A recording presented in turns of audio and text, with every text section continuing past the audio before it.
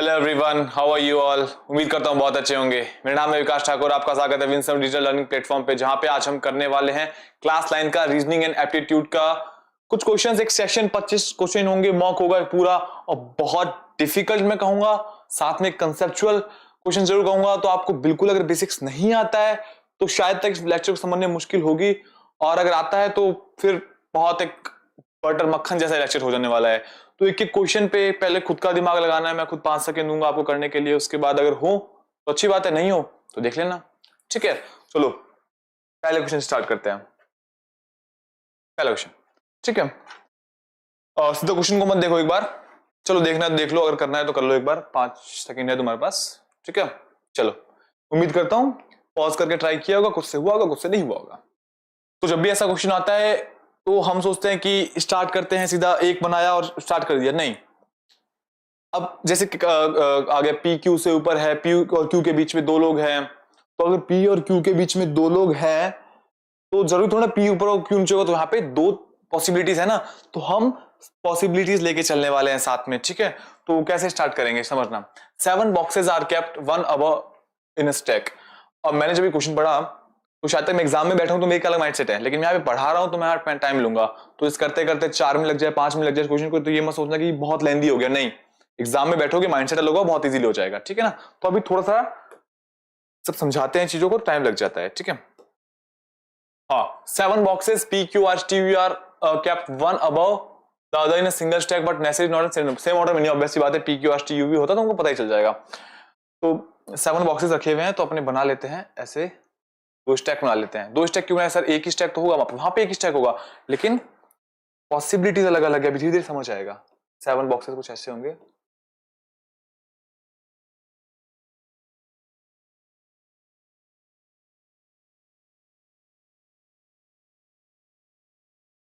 तो 3 4 1 2 3 4 5 6, हाँ चलो 2 स्टैक हमने बना लिए। अब यहाँ पे गौर से देखना, अब ऐसा नहीं कि इधर तो ध्यान भटका रहे हो। ठीक है, पहला पहला अब कंडीशन क्या दी हुई है समझना। There are only 3 boxes above R. R है, आर वाला बॉक्स है, उसके ऊपर 3 बॉक्सेस है। ठीक है, तो ऑब्वियस सी बात है आर वाला बॉक्स यहां पे होगा, 1 2 3।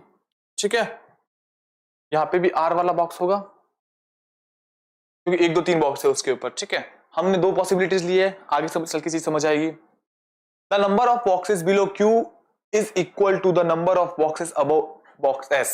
ये थोड़ा समझने वाली बात है। ये कहीं पे तो क्यू प्लेस होगा और कहीं पे एस बॉक्स प्लेस होगा। अब ये कह रहा है कि यार क्यू के नीचे नंबर ऑफ कुछ बुक्स होंगी, है ना, और एस के ऊपर होगी, वो अलग बात है, क्या पता एकदम ऊपर को एकदम नीचे क्यू, तो वो केस तक नहीं है। यहाँ पे कह रहा है क्यू के नीचे कुछ बुक्स होंगी और एस के ऊपर कुछ बुक्स होंगी, तो वो दोनों इक्वल है। तो वो दोनों इक्वल है, तो मैं अगर कहूं कि यार क्यू यहाँ पे होगा तो ज्यादा बुक्स आ जाएगी, तो क्यू तो यहाँ, क्यू नीचे वाले में होगा कहीं पे। यहाँ पे क्यू नहीं हो सकता, यहाँ पे क्यू नहीं हो सकता, यहाँ पे नहीं हो सकते, क्यू और यहाँ पे नहीं हो सकते। और क्यू क्या कह रहा है, क्यू के नीचे कुछ बॉक्सेस, क्यू इन दोनों कहीं पे होगा, तो या तो क्यू यहां हो सकता है या यहां हो सकता है। ठीक है, और एस में एस या तो यहां हो सकता है या तो यहां हो सकता है। ठीक है, ऐसा ही होगा। तो समझना, अगर क्यू यहां पे हुआ तो क्यू के नीचे 2 बॉक्सेस आ गए, तो फिर एस के ऊपर भी 2 बॉक्सेस आएंगे। अगर क्यू यहां पे हुआ तो एस यहां पे होगा, और अगर क्यू यहां पे होगा तो एस यहां पे होगा। ठीक है, तो अब हमने 2 बॉक्सेस लिए हैं, तो एक बार हम यहां पे लिख लेते हैं क्यू, क्यू यहां पे होगा तो एस यहां पे होगा, और अगर क्यू यहां पे हो, सॉरी, क्यू के नीचे 3 बॉक्सेस, एस के ऊपर 3 बॉक्सेस। अब क्यू के नीचे 1 बॉक्स तो एस के 1 बॉक्स। ठीक है, तो ये सिचुएशन समझ आई। यार क्यू के नीचे जितने बॉक्सेस हैं, एस के ऊपर उतने बॉक्सेस हैं, तो दोनों कंडीशन ही, इसलिए हमने 2 बनाया था। अब यहां से 1 बॉक्स एलिमिनेट होगा। There is only 1 box between S and V. S और वी के बीच में केवल एक ही बॉक्स है, तो एस और वी के बीच में केवल एक सी बॉक्स है, तो यहां पे तो नहीं होगा, यहां पे तो नहीं होगा, यहां पे होगा वी, क्योंकि यहां पे तो वी बनेगा नहीं, यहां पे तो पहले से कोई बॉक्स है। तो एस और वी के बीच में एक बॉक्स है, और यहाँ पे तो अब ये तो एलिमिनेट हो गया। क्यों एलिमिनेट हो गया? यहाँ पे वी रख नहीं सकते और वी जाएगा नहीं, तो ये अपना एलिमिनेट हो गया। Box T is just above box you. Box T is just above box you. Box you, अगर यहाँ पे यू होगा तो अबव तो टी आएगा नहीं, क्योंकि पहले से ही वी है, तो टी यहाँ पे आएगा और यू यहाँ पे आएगा। ठीक है भाई, समझ आ रही बात। Box you is about you, और जो कह भी रखा है which is at the bottom most point, you bottom most point. हालांकि नहीं बताया तो भी हमें पता चल गया यहाँ पे क्या बच गया, पी बच गया। चलो ठीक है, तो ऐसे करके एक एक कंडीशन को हमको पढ़ना है, एक एक कंडीशन को हमको पढ़ना है, ठीक है, और हो जाने का। तो find the odd one out. अब ऑड वन आउट निकालना है, कुछ ऐसा पूछा नहीं है कि कौन कहां पे है, ऑड वन आउट निकालना है। वी और पी पास पास है, ठीक है, क्यू यू इतनी दूरी पे है, आर क्यू पास पास है, और एस आर पास पास है, ठीक है, ये पास पास, ये पास पास, ये पास पास, क्यू और यू दूर दूर है, क्यू और यू दूर दूर है, ठीक है। चलो क्यू और यू दूर दूर है तो क्यू और यू टिक हो जाएगा, ठीक है। तो पहला क्वेश्चन था, अच्छी कसरत कराई होगी इसने एकदम, अब समझ आ गया कि लेवल क्या है इस क्वेश्चन पेपर का, ठीक है, ठीक है। चलो चलो अब ये डायरेक्शन क्वेश्चन है। डायरेक्शन क्वेश्चन होना तो पहले ज्यादा कुछ सोचना नहीं है, जब भी दिख गया कि डायरेक्शन का क्वेश्चन है तो बिना सोचे समझे हमें ये बना लेना है, ठीक है। इधर हम रख लेंगे क्या, इधर नॉर्थ रहेगा, इधर साउथ रहेगा, नॉर्थ के राइट में क्या होता है, ईस्ट होता है, और नॉर्थ के वेस्ट में, नॉर्थ के लेफ्ट में वेस्ट होता है, ठीक है। और जब भी कहानी हो ना, बीच से स्टार्ट करेंगे, यहां से हम यहां से स्टार्ट करेंगे, कुछ भी हो यहां से स्टार्ट करेंगे। जैसे city A is to the north west of city B. अब सिटी ए कहीं पे भी, मतलब सिटी ए नॉर्थ वेस्ट में कहां पे, सिटी बी के, तो सिटी बी कहीं पे भी है, उसके नॉर्थ में वेस्ट में क्या है, सिटी ए। शहर, ये वाला शहर सिटी बी, अगर हम यहां मान लेंगे, क्यों मान लेंगे, ताकि हमको रेफरेंस पॉइंट पता चलेगा। अब सिटी बी ए का है नॉर्थ वेस्ट में इसके, ये अगर बी है तो ये हमारा सिटी ए हो गया, ये हमारा सिटी ए हो गया नॉर्थ वेस्ट में, ठीक है। इसको अच्छे बना देते हैं, तीर बना देते हैं एरो। अब क्वेश्चन क्या है, city C to the south of city A. City C जो है, जो सी शहर है, वो साउथ में है। अब कितना साउथ में है, and south west of city B, मतलब सिटी बी के साउथ वेस्ट में है वो सी सिटी, और ए के साउथ में है। अगर इसके साउथ वेस्ट में है और इसके साउथ में, तो ऑब्वियस सी बात है सिटी सी यहाँ पे होने वाला है, सी सिटी यहाँ पे होने वाली है, ठीक है, यहाँ पे होने वाली है, ठीक है। City D is to the east of city C in line with city A and B, ठीक है। सिटी डी कहाँ पे है, in line with city A and B. एक तो मेन ये हो गया, तो सिटी ए और बी की लाइन में कौन है, सिटी डी, ठीक है। और ईस्ट में है, सी के ईस्ट में है, थोड़ा सा ऊपर मान लो, सी के ईस्ट में हो गया, ईस्ट इधर हो गया, ठीक है। चलो एक लाइन में भी आ रहा है और सी के ईस्ट में भी हो गया। In which direction of the city B is city D is located. City B city D कहां लोकेटेड है, सिटी डी देखो कहां लोकेटेड है, इस तरफ लोकेटेड है, इस तरफ सिटी बी है, सिटी बी के रेस्पेक्ट में सिटी डी कहां पे लोकेटेड है, साउथ ईस्ट में है, साउथ ईस्ट, ठीक है, साउथ ईस्ट, ठीक है, साउथ ईस्ट। चलो इजी है, इजी है, ठीक है। अब देखना, ये देखने वाली बात है, एक ट्रेडर ने क्या किया, बाय किया 26 kg of price at 20 rupees per kg, ठीक है। अब यार वो दुकान पे और उसने क्या खरीदा, और उसके पास पहले से ही कुछ था, उसमें क्या था, 30 kg ऑफ प्राइस था, जो 30 देखो 26 kg तो जो खरीदा है, पर केजी कितने रुपए का था, वो उसने 20 रुपीज पर केजी खरीदा है, ठीक है। तो जब भी ऐसा क्वेश्चन है, ज्यादा दिमाग में मत लगाना, पहले टोटल निकालो, टोटल रुपए कितने खर्च करके आए वो। पूरा क्वेश्चन पढ़ने की जरूरत नहीं होती, पूरा क्वेश्चन पढ़ने के बाद ना फिर वापस शुरू पे आना पड़ता है, अरे करना कहां से है।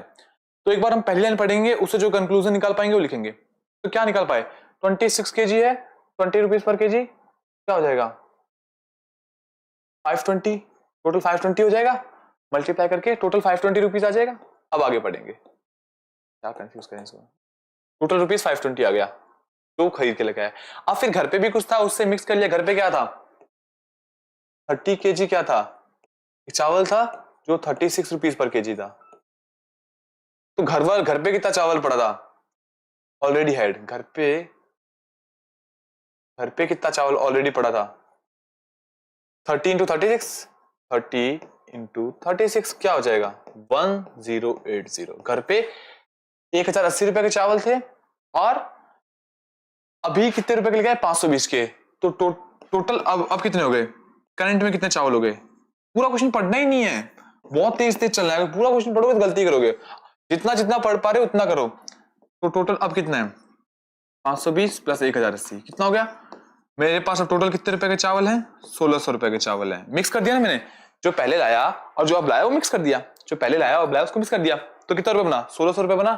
ठीक है, और जो मिक्सचर आया उसको मैंने कितने बेच दिया 30 रुपीज पर केजी बेच दिया। तो पहले मेरे पास 26 केजी था, फिर 30 केजी, तो मेरे पास 56 केजी था। इसको मैंने 30 रुपीज पर केजी में बेच दिया। कितने में बेच दिया 30 रुपीज पर केजी में। तो बता सकते हो कि कितने में बेचा होगा, कितने में बेचा होगा 56 इंटू 30 में बेचा होगा। 56 इंटू 30 कितना होता है, कोई बता सकता है 1680 होता है। चलो 1600 रुपए की चीज थी, 1600 रुपए की चीज थी और 1680 में बेच दी। ये एसपी हो गया हमारा, ये क्या हो गया सेलिंग प्राइस जिसपे हमने बेचा है पता होगा, और ये क्या हो गया 1600 हमारा सीपी हो गया जिसपे हमने खरीदा है। और हमने एक फॉर्मूला पढ़ा है, प्रॉफिट परसेंट पूछ रहा है, प्रॉफिट परसेंट पूछा है, हमारा क्या फॉर्मूला होता है SP minus CP upon CP into 100%, ये फॉर्मूला होता है। एसपी माइनस सीपी कितना हो गया 80 हो गया, 1680 में से 16 गया, सीपी कितना था 1600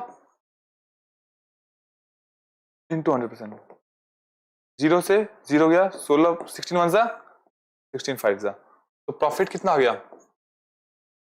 प्रॉफिट कितना आ गया, प्रॉफिट कितना आ गया 5%, प्रॉफिट कितना आ गया 5%। ठीक है, अब कहोगे नहीं नहीं सर आप तो बहुत जल्दी लेके जा रहे हो यार।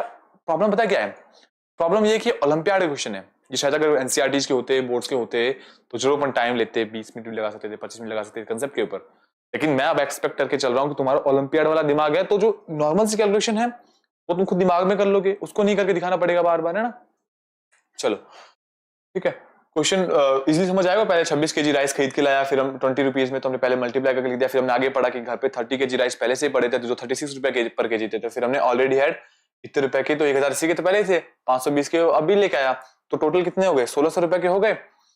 और घर पे कितना था 56 केजी था, नहीं बेचा कितने में, बेचा टोटल चावल कितने हो गए थे 56 केजी के, और बेचा कितने में 30 रुपीज में, बेचा कितने 30 रुपीज पर केजी बेचा, तो क्या हो जाएगा 56 इंटू 30 क्या हो जाएगा 1680। सेलिंग प्राइस हमारा आ गया और हमको प्रॉफिट परसेंटेज पूछा था, और प्रॉफिट परसेंटेज का फॉर्मूला हमको पता है SP minus CP into 100% equal to profit percent. ठीक है, चलो अब देखो डाइस है, किस डाइस को हमने ऐसे खोल दिया है, ऐसे खोल दिया है, और ये कह रहा है कि ऐसा कौन कौन सा डाइस ये पॉसिबल है, कौन कौन सा डाइस ये पॉसिबल है। तो डाइस में एक खास बात होती है कि अगर हम उसके अपोजिट्स पता कर ले तो डाइस बना लेंगे। या जैसे नॉर्मल हमारा डाइस होता है उसके अपोजिट में तो 1 के अपोजिट में 6 होता है, 2 के अपोजिट में 5 होता है, 3 के अपोजिट में 4 होता है, 7 बनाता है, हमको पता है। लेकिन तो एबीसीडी वाला है, तो इसके अपोजिट हम कैसे पता करते हैं, अल्टरनेट देखते हैं, डी के सी, डी डी डी एक छोड़ के किसका है सी का है, डी से एक छोड़ के क्या है सी, तो ऑब्वियसली जब इस डाइस को ऐसे करेंगे तो डी के अपोजिट क्या आएगा, डी के अपोजिट क्या आएगा सी आएगा, बी के अपोजिट में क्या आएगा, बी के अपोजिट में ए आएगा, अल्टरनेट करके ये तरीका होता है। बी के अपोजिट में क्या आएगा ए आएगा, और ई के अपोजिट में क्या आएगा, ई के अपोजिट में क्या आएगा एफ आएगा। चलो हमारा डाइस बन गया, हमारा डाइस बन गया, बस कैसे बन गया अब देखना। ये पूछ रहा है कि कौन कौन सा डाइस पॉसिबल ऐसा होना, तो हमने पहला देखा डी है, बी है, एफ है और डी है, तो इससे हम क्या पता करेंगे बी है, डी है और एफ है, सही है। क्यों, क्योंकि ये अपोजिट साइड से, डी और सी अपोजिट है, बी और ए अपोजिट है, ई और एफ अपोजिट है, लेकिन डी बी एफ पास पास वाली साइड से सारी, तभी तो ये सी और ए इसके अपोजिट होंगे, तो पहला सही है। अभी ये बात समझ नहीं है, अगले वाले में बात समझ आ जाएगी। बी ई एफ, अभी करे ई और एफ तो पास पास है, ई और एफ तो पास पास बता रहा है, बट हमारे अकॉर्डिंग तो ये अपोजिट है, हमारे अकॉर्डिंग तो ये अपोजिट है, और ये क्या कह रहा है पास पास है, तो इसका मतलब ये गलत हो गया। ठीक है, अब थर्ड देखो बी डी ई, हाँ पास पास वाले हैं सारे, कोई दिक्कत नहीं है। ठीक है, तो कुल मिला के ऐसा नहीं होना चाहिए कि यहाँ पे डी और सी पास पास आ गया, तो डी और सी जैसे पास पास दिखते हम काट देते, जैसे हमने ई और एफ काटा ना कि ई और एफ पास पास तो हो ही नहीं सकते, अपोजिट है, तो हमको वही देखना होता है, कोई अपोजिट वाला जो है वो पास पास तो नहीं है ना, बस यही देखना है हमको, है ना। चलो क्या आंसर होगा इसका, बोथ 1 and 3, बोथ 1 and 3। चलो ये थोड़ा देखने वाला क्वेश्चन है, ये थोड़ा देखने वाला क्वेश्चन है। अब मैं इसको सोच रहा हूं कि यार देखो दो तरीके से कर सकते हैं इसको, एक तो जैसे गवर्नमेंट एग्जाम की तैयारी में करा जाता है वैसे, और एक अपने जैसे बोर्ड्स में करते हैं, लेकिन जब बोर्ड्स में करते हैं तो हमारे पास टाइम बहुत होता है, और प्रेजेंटेशन भी दिखानी होती है, तो वहां पर तरीका अलग होता है, ठीक है। तो अब क्वेश्चन कह रहा है कि यार ए और बी है, ए और बी, उनकी इनकम का रेशियो क्या है, एक 5 कमा रहा है, एक 4 कमा रहा है। अब 5 रुपए 4 रुपए नहीं कमा रहे, शायद तक 5,000 कमा रहा होगा, 50,000 कमा रहा होगा, तो 40,000 कमा रहा होगा। रेशियो समझ आ रखा होगा आपको।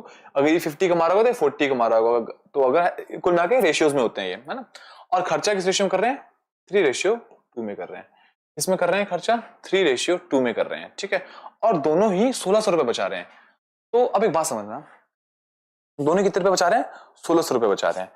तो पहले एक चीज समझना, जैसे गवर्नमेंट एग्जाम का कैंडिडेट कैसे करेगा इस चीज को समझना। इसका गैप कितना है, इसका गैप, दोनों का गैप कितना है 2, दोनों का गैप कितना है 2 का गैप है दोनों का, ठीक है। और ये क्वेश्चन कह भी रहा है ईच सेव 1600 रुपए, दोनों सेम रुपए बचा रहे हैं। क्यों, ये कितनी है, ये क्या है, इनकम है, इनकम है। और ये कितनी है, ये क्या है, ये एक्सपेंडिचर है। इनकम में से एक्सपेंडिचर घटाएंगे तभी तो हमारी सेविंग्स आएगी, और सेविंग्स दोनों की इक्वल है।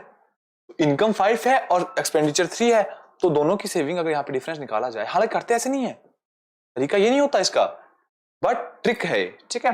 और इसका भी 2 ही है, ठीक है। चलो, तो ये बात तो एग्री हो गई कि यार दोनों इक्वल कमा रहे हैं। और दोनों कितना कमा रहे हैं, ये कह रहे हैं 1600 रुपए कमा रहे हैं, हम कह रहे हैं 2 रुपए कमा रहे हैं। तो 2 किसके बराबर कह रहे हैं हम जो 2 कह रहे हैं वो 1600 के बराबर कह रहे हैं। तो 2 अगर 1600 के बराबर है तो एक किसके बराबर होगा, एक रेशियो 800 के, एक किसके बराबर होगा, 800 के बराबर होगा। तो पूछा क्या, then the income of age, एक की इनकम कितनी है 5 है, 2 की वैल्यू 1600 है, 1 की 800 है, तो 5 की कितनी हो जाएगी, 800 इंटू 5 हो जाएगी, कितना हो जाएगा 4000 हो जाएगा, 4000 हो जाएगा, ठीक है, 4000 हो जाएगा। चलो समझ आइए बात। इनकम 5 थी, एक्सपेंडिचर 3 था। अब जरूरी नहीं है कि 5 और 3 माइनस करें, लेकिन हमको चीज दिख गई क्या, इसका डिफरेंस भी 2 आ रहा है, इसका डिफरेंस भी 2 आ रहा है, और क्वेश्चन ने भी कहा कि दोनों बराबर बचा रहे हैं। शायद अगर यहाँ पे 4 और यहाँ पे 6 होता तो कहानी अलग हो जाती, 4 और 7 होता तो कहानी अलग हो जाती, ठीक है। लेकिन particular in this question in दोनों का डिफरेंस सेम आ गया, और क्वेश्चन ने भी कहा था सेम था, तो हमने कहा कि डिफरेंस 2 का आ रहा है, क्वेश्चन का डिफरेंस 1600 का है, तो हमने कहा हमारा 2 तुम्हारे 1600 के बराबर है, तो हमारा एक किसके बराबर होगा, तुम्हारे 800 के बराबर होगा। क्यों, हाफ कर देंगे, एक हमारा 800 के बराबर है, तो मैं तो 5 की वैल्यू चाहता हूँ ना, हमारे 5 की, तो 5 क्या हो जाएगा, 800 इंटू 5 4000, 800 इंटू 5 4000, ठीक है। चलो ये question, water image, water image में क्या होता है, जैसे मिरर इमेज होती है हमारी, ये है तो ऐसा ऐसा हो जाएगा, ऐसा लाइक ऐसे सामने खड़े हैं तो लेफ्ट का राइट हो जाता है। लेकिन वाटर इमेज में क्या होता है, अप का बॉटम, बॉटम का अप डाउन हो जाता है ना, डाउन चीज अप चल जाती है, अप की चीज डाउन चल जाती है, ठीक है। तो जैसे ये वाला है तो लेफ्ट राइट तो नहीं होगा इसके अंदर, तो ये जो ऐसा कुछ है, ये बना हुआ है और ये इस पोर्शन में कुछ रखा हुआ है, जो भी है ये, वो राइट साइड में रहेगा। तो जो लेफ्ट साइड में उसको काट दो, ये लेफ्ट साइड में क्या काट दो, रहेगा तो राइट साइड में ना, यू का यू हुआ है, कुछ ऐसे की ऐसे गिरे, अब तुम ऐसे हो और यू गिर गए नीचे की तरफ, ऐसा उल्टा हो गए, तो जो लेफ्ट हैंड है वो लेफ्ट की, जो राइट हैंड, लेफ्ट हैंड हमारा लेफ्ट हैंड की तरफ ही रहेगा ना, तो राइट में तो आएगा नहीं, ठीक है। तो ये काट दिया। अब समझना, अब थोड़ा सा देखने वाली बात है कि जब भी आप दो चीज में फंस जाओ ना, तो आप ये मत देखा करो कि इससे इसको मैच करो, इससे मैच करो, पहले इन दोनों का डिफरेंस देखो, इन दोनों डिफरेंस क्या है, इन दोनों में क्या डिफरेंस है। यार जो इसकी बॉल है ये कुछ ऐसी बनी हुई है और इसकी बॉल ऐसी बनी हुई है, ये बहुत बड़ा मेजर डिफरेंस दिख रहा है हमको। अकॉर्डिंग टू दिस कैसी होनी चाहिए बॉल, इसकी बॉल कुछ ऐसी है, इसकी बॉल ऐसी है, तो जब ये गिरेगा तो इसकी बॉल ऐसी हो जाएगी, इसकी बॉल जो अप का डाउन चला जाएगा, अप का डाउन कहां गया, यहां गया बी में, हमारा आंसर होगा, ये हमारा आंसर होगा, ठीक है। अप का डाउन हो जाता है वैसे ही, ठीक है। एलिमिनेशन से करना पड़ेगा ओलंपियाड के अंदर, और कोई ज्यादा अच्छे मेथड होते नहीं है ओलंपियाड एलिमिनेशन से, अच्छा एलिमिनेट करो, ठीक है। In a certain code animal is coded as this, कोई सर्टेन कोड है उसमें एनिमल को एएनआईएमएल को JMRNZO में कराए, तो प्लांट्स को हम कैसे कोड करेंगे, ठीक है। तो एनिमल्स को हमने ऐसे कोड किया, एनिमल को ऐसे कोड किया AN, एक चीज देखना है इसके अंदर, एक होता है अपोजिट, एक होता है अपोजिट, ZMRNZO, तो अपोजिट चलता है, जैसे A का अपोजिट Z है, B का Y है, C का X है, ठीक है, M का N होता है, या फिर आप ये समझ सकते हो, ठीक है। तो ये पहला लेटर तो आखिरी लेटर, ये 13 तो ये 14, क्यों, ये 1 तो ये 26, ये 13 तो ये 14, ये 9, तो इसको अपोजिट बोलते हैं, आपको अलग से याद करने पड़ेंगे सारे, बट बिना याद किए भी चल जाती है कहानी, 1 का फिर 26 और 12 का 15। बिना पढ़े कहानी कैसे चलेगी? इन सब का सम करो। 1 प्लस 26 27 बन रहा है, 27 बन रहा है, 27 9 प्लस 18 27 बन रहा है, 13 प्लस 14 27, 1 प्लस 26 27, 12 प्लस 15 27। कहानी कुछ इस प्रकार चल रही है। अब ये प्लांट्स है, तो अब जो ये प्लांट्स है क्या है? प्लांट्स कितने नंबर पे आता है? 16 नंबर पे आता है। एल कितने पे आता है? 12 पे आता है। ए कितने पे आता है? 1 पे, एन 14 पे, टी 20 पे और एस 19 पे। ठीक है, तो अब इनको 27 बनाना है मेरे को, तो 16 को 27 बना के 11 ऐड करूंगा, 12 के लिए 15 ऐड करूंगा, 1 के लिए 26 ऐड करूंगा, 14 के लिए 13 ऐड करूंगा, 20 के लिए 7, 19 के लिए 8। तो 11 नंबर पे कौन सा आता है? के। 15 नंबर पे कौन सा आता है? ओ। 26 पे जेड, 13 पे एम, 7 पे जी, 8 पे एच। तो क्या हो जाएगा? K O Z M G H, K O Z M G H. ये रहा। ठीक है, आसान है, आसान है, बहुत आसान है। अगर आप याद ही कर लो ना, देखो अगर आप याद कर लोगे ए के अपोजिट कौन है, एन के अपोजिट कौन है, आई के अपोजिट कौन है, तो फिर सीधा यहीं से आप करने लग जाओगे। पी के अपोजिट याद हो जाएगा कि होता है, एल के अपोजिट ओ होता है, तो आप एलिमिनेट करके कर लोगे। तो मैं यही चाहूंगा इसके अंदर आप याद ही कर लो कि सबके अपोजिट क्या होता है। ठीक है, the probability that a card drawn from a 52 cards will be a queen of heart. ठीक है, तो मुझे थोड़ा ऐसा सोच सकता हूँ, सब 8th क्लास पढ़ के आए हैं, तो अंदाजा होगा कि how cards are actually like 52 cards होते हैं, 26 ब्लैक होता है, 26 रेड होते हैं। ब्लैक के अंदर भी स्पेड होता है, क्लब होता है शायद तक, और उसके अंदर रेड में हार्ट होता है, डायमंड होता है। ठीक है ना, तो जैसे कोई भी पत्ता ले लो, 4 का पत्ता है अगर, तो उसका एक हार्ट भी मिलेगा, डायमंड भी मिलेगा, जैक भी मिलेगा, क्लब भी मिलेगा, जो भी है ना। तो वैसे ही जैक नहीं मिलेगा, जो भी स्पेड मिलेगा ना। तो अभी क्वेश्चन क्या पूछा हुआ है? क्वीन ऑफ, पहली बात तो प्रोबेबिलिटी समझते क्या होता है। प्रोबेबिलिटी यार तुक्का, मतलब सबको फॉर्मूला याद होगा, मैं बहुत डीपली जाऊंगा नहीं इस लेक्चर के अंदर। और वजह सीधी सी है कि मैं आपसे एक्सपेक्टेशन करके आ रहा हूं, आपने 8th अच्छे से करी है। ठीक है, प्रोबेबिलिटी क्या होता है? Desired outcome. डिजायर्ड मतलब जो हम चाह रहे हैं, जो हो जाए, जिसकी हम चर्चा कर रहे हैं, और अरे upon total outcome, upon total outcome, upon total outcome. तो डिजायर्ड आउटकम क्या है? मतलब एक पूरे पत्ते के अंदर क्वीन ऑफ हार्ट कितनी होगी? क्वीन ऑफ हार्ट 1 होगी, क्वीन ऑफ हार्ट 1 होगी। अपॉन में टोटल कार्ड्स कितने होते हैं? 52, 1 अपॉन 52। ठीक है, 1 अपॉन 52। ठीक है, चलो अब ये देखो, इसमें शुरुआत के 8 आपको फिगर दे रखे, 9th फिगर के बारे में थोड़ी चर्चा हो रही है। ठीक है ना, तो अब एक देखना, पहले एक सर्कल है, फिर ट्रायंगल है, स्क्वायर। अंदर भूल जाओ, अंदर भूल जाओ। सर्कल है, ट्रायंगल है, स्क्वायर है, ट्रायंगल है, स्क्वायर है, सर्कल है। इसमें मतलब ट्रायंगल स्क्वायर सर्कल चल रहा है, स्क्वायर ट्रायंगल ट्रायंगल चल रहा है, स्क्वायर चल रहा है, सर्कल चल रहा है। एक लाइन के अंदर तीनों हमको मिल रहे हैं। तो जब यहाँ पे हमने देखा कि स्क्वायर है, सर्कल है, ट्रायंगल मिसिंग है, तो ऑब्वियस ही बात है यहाँ ट्रायंगल ही होगा। अंदर भी अगर आप कहानी देखोगे तो अंदर भी इन्हीं यही कहानी चल रही है, ट्रायंगल चल रहा है, स्क्वायर चल रहा है, सर्कल चल रहा है। यही ट्रायंगल चल रहा है, स्क्वायर चल रहा है, सर्कल चल रहा है। सेकंड वाले में स्क्वायर है, सर्कल है, ट्रायंगल है। थर्ड वे पे है तो सर्कल तो है, ट्रायंगल तो है, लेकिन स्क्वायर मिसिंग है, लेकिन स्क्वायर मिसिंग है, तो स्क्वायर बना दिया। और यहाँ पे तो 2 है ट्रायंगल के अंदर, इसमें भी स्क्वायर है, इसमें भी स्क्वायर है। लेकिन एक बात देखना, हर तीनों में एक में तो एटलीस्ट डार्क है ही। इसमें ये डार्क था, इसमें ये डार्क है, इसमें ये बीच वाला डार्क, ये वाला डार्क होगा। ठीक है ना, ऐसे डार्क, ये डार्क है, ये डार्क है, ये डार्क है। ठीक है, ठीक है, सी आंसर, और आंसर सी हो जाएगा। ठीक है, हमारा आंसर सी हो जाएगा। 4 different electronic device make a beep after 30 minutes, 1 hour, 1.5 hour, 145 minutes, एक बार 12 मिनट बज रहे हैं। तो जब भी ऐसे क्वेश्चन आए ना, जब भी ऐसे क्वेश्चन आए, तो वो बात अलग है, हम मिनट्स में कन्वर्ट करेंगे, लेकिन हम उनका एलसीएम ले लो। उनका क्या ले लो? एलसीएम ले लो। This is the good thing, आपने एलसीएम ले लिया कि यार ये 10 मिनट में एक राउंड कर रहा है, 15 मिनट में कर रहा है, 20 मिनट में कर रहा है, 30 मिनट में कर रहा है, चारों एक साथ कब मिलने वाले हैं, इसका आंसर हम एलसीएम से लेके आएंगे। अगर ये अलग से लेक्चर होता तो मैं बिल्कुल से फील कराता तुम्हें, बट समय की मजबूरी है कि हम उतना डीप जा नहीं पाएंगे। लेकिन कंसेप्ट ये रहता है, जब भी ऐसे क्वेश्चन है कहीं लिख लो कि हम एलसीएम ले लेते हैं अक्सर, है ना। तो 30 मिनट लग रहा है, फिर 60 मिनट, फिर 90 मिनट, फिर 105 मिनट, इनका हम एलसीएम ले लेंगे। ठीक है, एलसीएम ले लेंगे। क्यों ले लेंगे? सबको पता है ना, 1 आवर 45 मिनट को 105 मिनट बोलेंगे, तो एलसीएम लेंगे तो क्या आ जाएगा? 5 से ले लेते हैं पहले। हाँ सर 2 से लेना चाहिए था ना। नहीं नहीं, अब बच्चे नहीं है, अब थोड़ा खुद का दिमाग लगा लो, है ना। 18 and 21. Now take with 3, 2, 4, 6, 7. 2, 1, 2, 3, 7. 2, 1, 1, 3, 7. 3, 1, 1, 1, 7. 7, 1, 1. अब एलसीएम में मल्टीप्लाई कर लेते हैं। 5 3 जा 15, 15 2 जा 30, 30 2 जा 60, 60 3 जा 180, 187 जा 187 जा कितना होता है 1260। कितना आ गया 1260 मिनट के बाद ये वापस बीप करेंगे एक साथ करेंगे ठीक है। तो एक साथ करेंगे तो अपॉन में क्या लगा देंगे, अपॉन में क्या लगा देंगे 60 लगा देंगे। क्यों, आर में कन्वर्ट करने के लिए। मिनट से हम आर में कैसे कन्वर्ट करते हैं 60 का करते हैं डिवाइड, क्या हो गया 21। मतलब 21 आर के बाद ये वापस बीप करेंगे।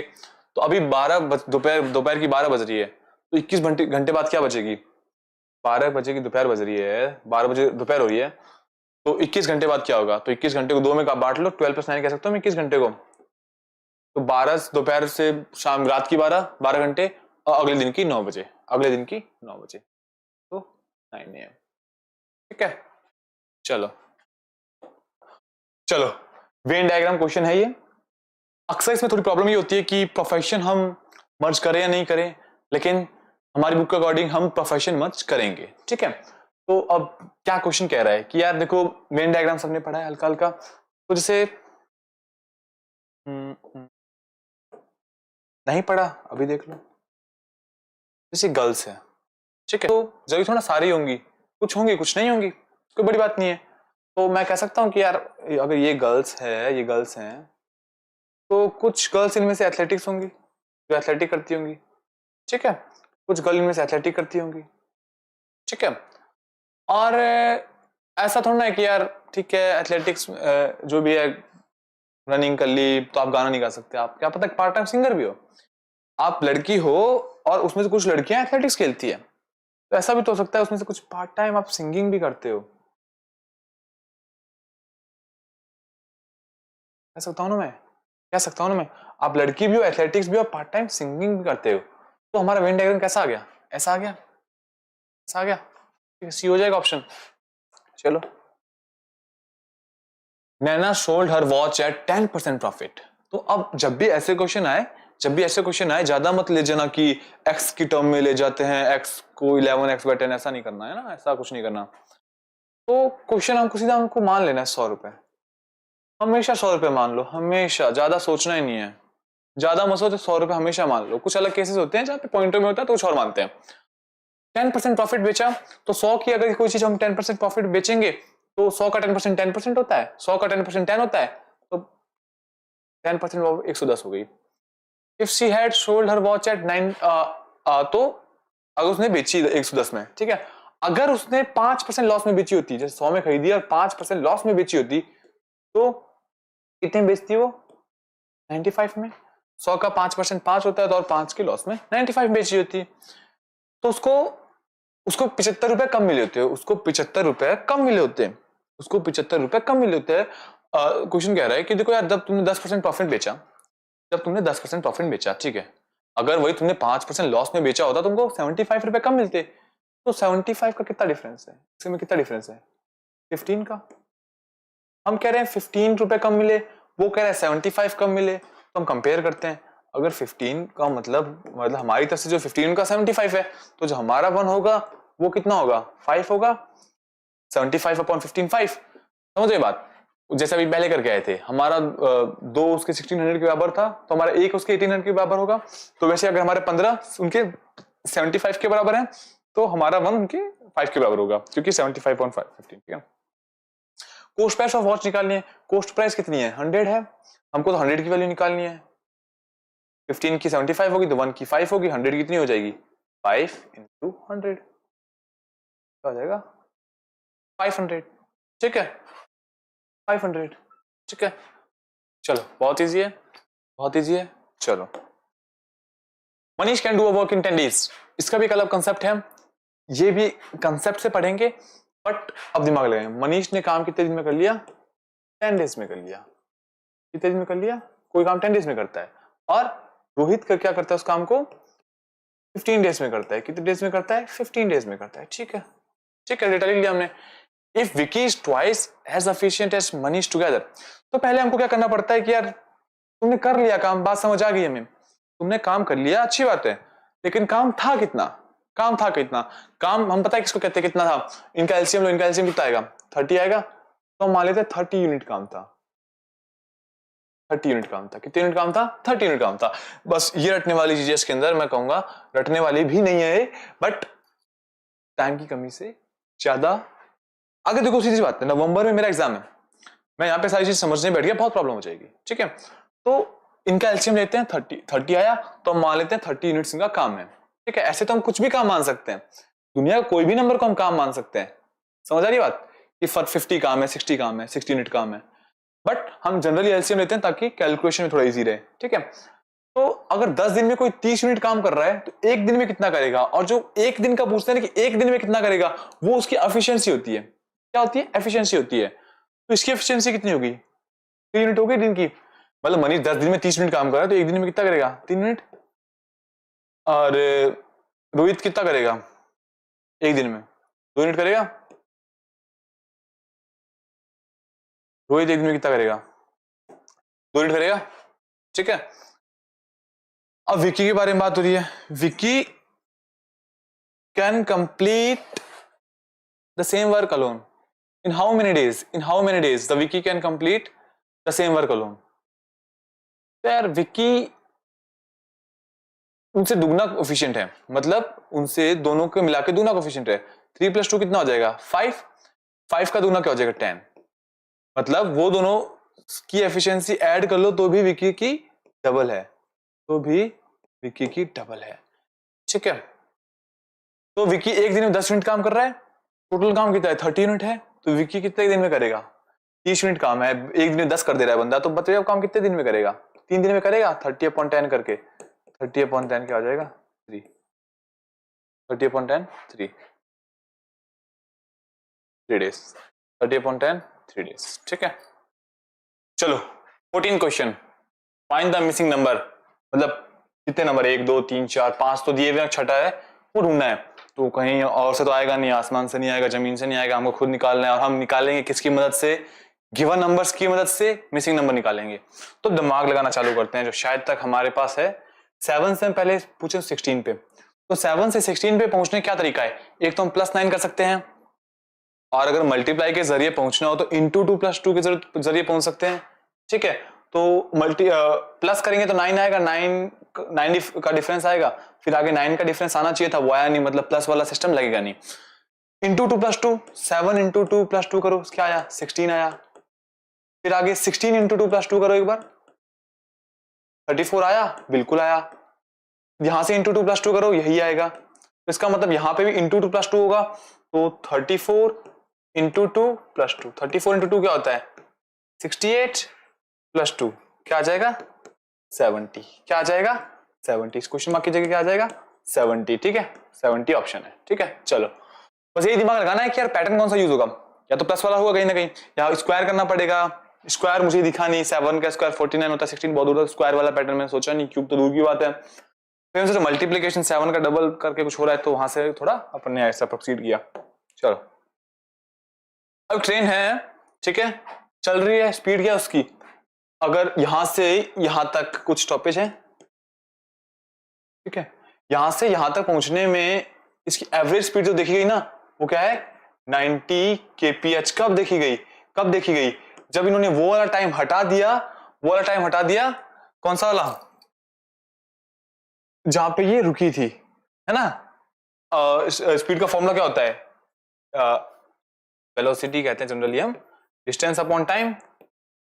अब टाइम तो अपॉन में क्या आएगा? सब आएगा, लेकिन उन्होंने वो वाला टाइम हटा दिया, जैसे कुछ मिनट यहाँ पे रुका, कुछ मिनट यहाँ पे रुका, कुछ मिनट यहाँ पे रुका, तो ये वाला टाइम उन्होंने हटा दिया। ठीक है, फिर उन्होंने कहा कि कितनी आ रही है? 19 km/h। अगर ये वाला टाइम इंक्लूड कर देंगे तो स्पीड बढ़ेगी या घटेगी?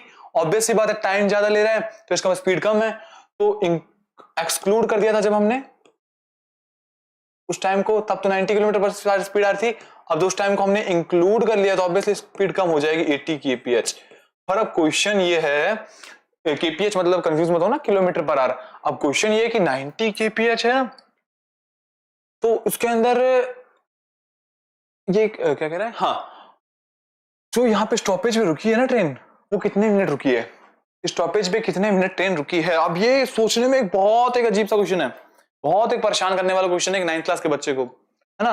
लेकिन अब थोड़ा दिमाग लगाएंगे हम, थोड़ा सा हम क्या लगाएंगे, दिमाग लगाएंगे। क्या दिमाग लगाएंगे कि यार जब टाइम को हम एक्सक्लूड कर दिया था तो 90 किलोमीटर पर आवर चल रही थी ट्रेन, मतलब जो हमारी ट्रेन है वो 1 आवर में कितना किलोमीटर कवर कर रही है, 90 किलोमीटर। अगर हम उसको रोके टोके ना तो 1 घंटे में 90 किलोमीटर चल रही है हमारी ट्रेन, ठीक है।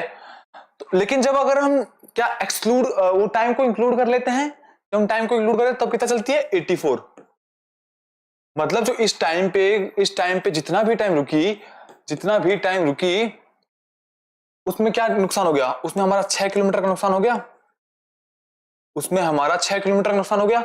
जितने भी स्टॉपेज पे रुकी, भले कितने पे रुकी, कितने टाइम रुकी, लेकिन हमारा 6 किलोमीटर का नुकसान हो गया। क्यों, पहले अगर रुकती नहीं तो 90 चलती, और रुक रही है तो 84 चल रही है, तो कितने का नुकसान हो गया, 6 किलोमीटर का। तो बात है 6 किलोमीटर का,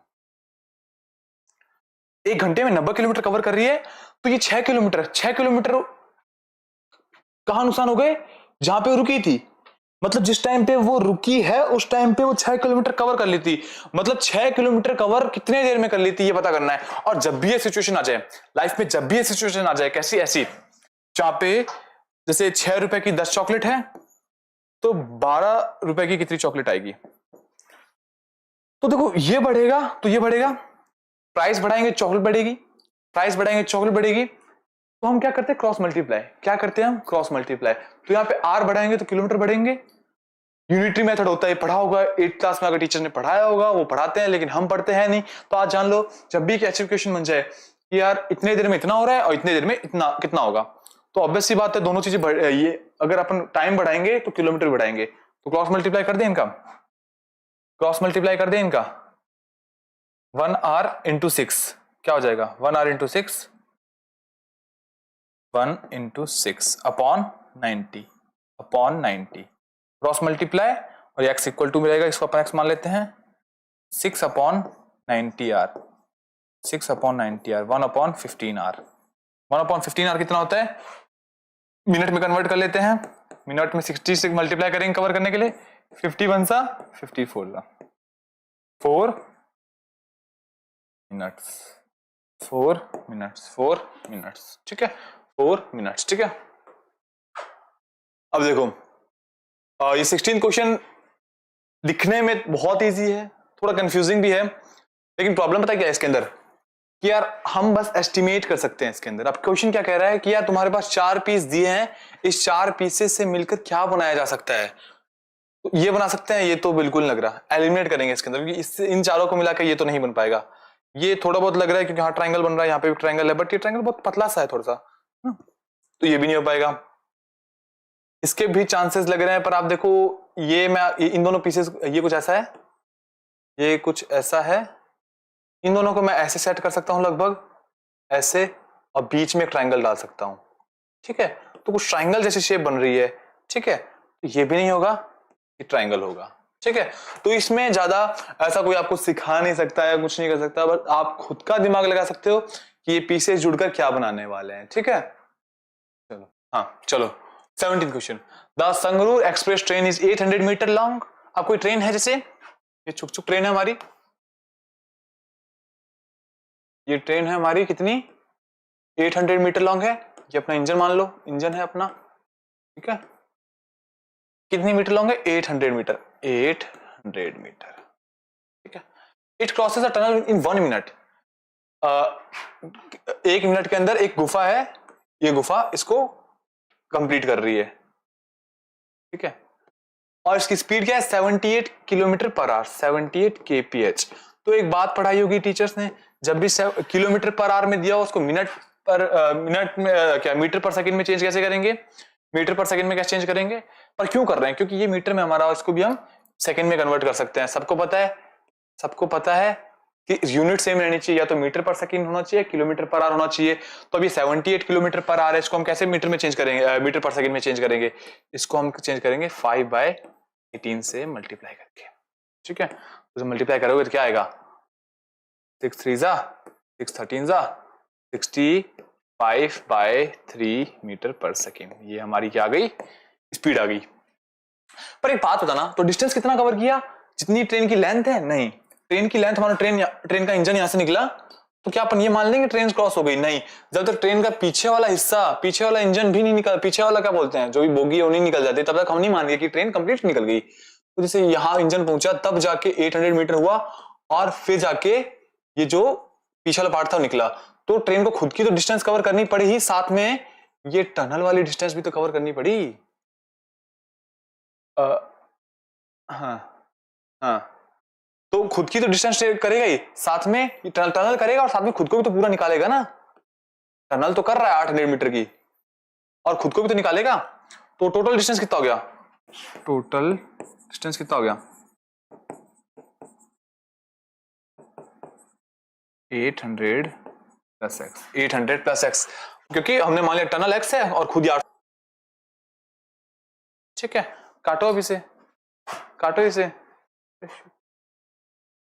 काटो 20 क्या हो जाएगा, और डिस्टेंस प्लस है 800 प्लस एक्स है 1300, ठीक है। तो 1300 हो गया, एक्स क्या आ गया, 800 प्लस एक्स इक्वल टू 1300 आ गया। सही है, कोई दिक्कत नहीं है। एक्स की वैल्यू निकालनी है, प्लस का 800 उधर जाके माइनस का 800, ठीक है। क्या हो जाएगा, एक्स इक्वल टू क्या हो जाएगा 500 मीटर, एक्स इक्वल टू 500, ठीक है, एक्स इक्वल टू 500 मीटर, ठीक है। चलो नेक्स्ट, अब यही है, नॉर्मल सा क्वेश्चन है, पढ़ने में समझ आ गया होगा कि प्लस की जगह डिवीजन करना है, डिवीजन की जगह प्लस करना है, तो कैसे करेंगे।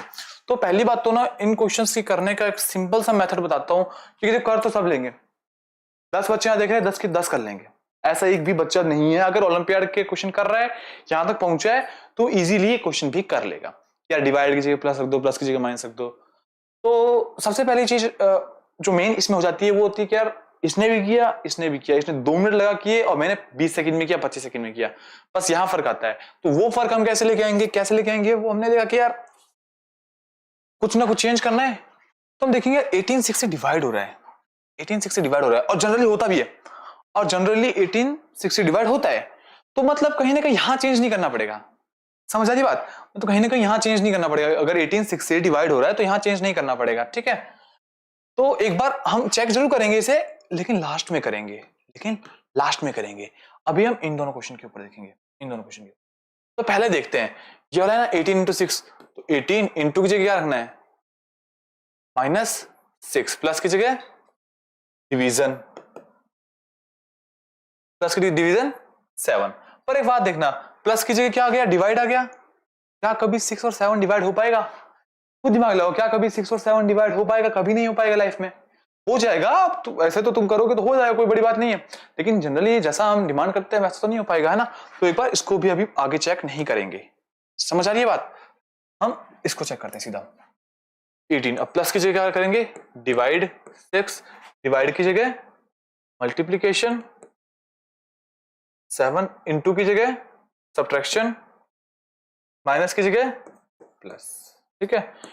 18 डिवाइड बाय 6, 3 3 7 जा 21, -5 प्लस 2, 21 माइनस 5 16, 16 प्लस 2 18, ठीक है, ठीक है। 18 आ गया, इसमें 18 है, हो गया। तो अब क्या करोगे, अब जनरली हम क्या करते हैं, पहला चेक करा सही बैठ रहा है कि नहीं बैठ रहा, दूसरा चेक करा सही बैठ रहा है कि नहीं बैठ रहा, थर्ड चेक करा नहीं बैठ रहा, फिर फोर्थ पाएंगे। लेकिन जनरली हमने शुरुआत के पहले और तीसरा ऑप्शन तो सीधा एलिमिनेट कर दिए, और जैसे हम सेकंड ऑप्शन किया तो देखा 6 डिवाइड बाय 7 बात बन नहीं रही है, फिर सीधा हम फोर्थ पे आए, ठीक है। तो ऐसे ही करने होते हैं इन क्वेश्चंस को।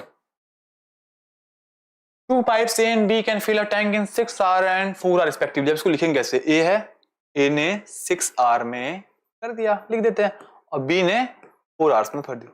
अब सबसे बड़ी गलती क्या करते हैं, पूरा क्वेश्चन पढ़ने लग गए, नहीं पढ़ना होता पूरा क्वेश्चन। कभी मैथ्स के अंदर जब भी ऐसी मैथ्स करो ना, पढ़ो पूरा क्वेश्चन बट लिखते जाओ। जैसे अभी मैंने पढ़ा कि यार 2 पाइप है A और B, उन्होंने 6 hours 4 hours फिल किया है, तो वैसे पहले मैं लिखूंगा if they are open on alternate are and if a pipe how many, ठीक है। अब क्वेश्चन क्या कह रहा है कि यार अभी कोई टैंक है, एक 6 घंटे में भर देता है, 4 घंटे में भर देता है, तो ऐसा नहीं कि मैं 6 घंटे चला छोड़ दूंगा, कह रहा है कि मैंने इसको एक को 1 घंटे चलाया, फिर बंद कर दिया, फिर बी को 1 घंटे चलाया, फिर बंद कर दिया, फिर ए को वापस चलाया, फिर बी को वापस चलाया। तो ऐसे कितना टाइम लगेगा? ठीक है, तो पहले इसके अंदर पता क्या करना होता है, पहले हम टोटल मानते हैं कि टैंक में पानी कितना होगा, और जो मैंने अभी कुछ देर पहले ही बताया था टोटल टैंक में पानी हम किसे मानेंगे, इनके एलसीएम क्या इनके उसका एलसीएम को मान लेंगे जनरली। इनका एलसीएम क्या आ जाएगा? 12 आ जाएगा। तो एक दिन 1 घंटे में कितना पानी भरेंगे? 2, और 1 घंटे में ये 3। कैसे? 12 डिवाइड बाई 6 2, 12 डिवाइड बाई 4 3। ठीक है, ए 1 घंटे में 2 यूनिट पानी भरेगा, बी 4 घंटे में 3 यूनिट पानी भरेगा। ठीक है, चलो अब करना चालू करते हैं। पहले ए को चलाया, ए ने 2 यूनिट भर दिया, फिर बी ने चलाया, फिर 3 भर दिया, 5 हुआ। फिर ए को चलाया 7, फिर 3 को, फिर उसको चलाया 3। ठीक है, 4 दिन 4 घंटे पानी चल चुका है, 1 2 3 4। फिर वापिस 2 आवर्स लाएंगे। टैंक में टोटल पानी कितना था? 12 यूनिट। 2 + 3 5 + 2 7 + 3 10 + 2 12। तो मतलब इतने दिन इतने घंटे टैंक चलेगा। पहले 1 2 3 4 5। ठीक है, ठीक है, चलो इजी है, इजी। थोड़ा ये कंसेप्ट देखना पड़ता है हमें कि हमें एफिशिएंसी निकालनी होती है। ऐसे क्वेश्चंस के अंदर हमें एफिशिएंसी निकालनी होती है। ठीक है, एफिशिएंसी कैसे निकलती है? जितना टाइम लग रहा है उनका एलसीएम लो और फिर डिवाइड कर दो, वो एफिशिएंसी निकालने का तरीका होता है। और 20th question, count the number of squares in the given figure. Number of squares क्या होता है? जिनकी चारों साइड इक्वल होती है, ईच एंगल 90 डिग्री होता है। ठीक है, तो अब काउंट करना है, तो बड़ा कंफ्यूजिंग है इसमें काउंट करना। तो पहले हम देख लेते हैं ना कि ये वाला थोड़ा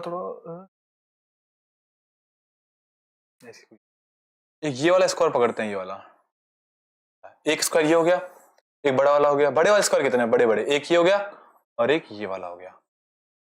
तो 2 बड़े स्क्वायर हो गए। कौन कौन से? एक अभी गिना था और एक ये वाला, 2 हो गए। अब इन बड़े स्क्वायर के अंदर हम काउंट करते हैं कितने हैं।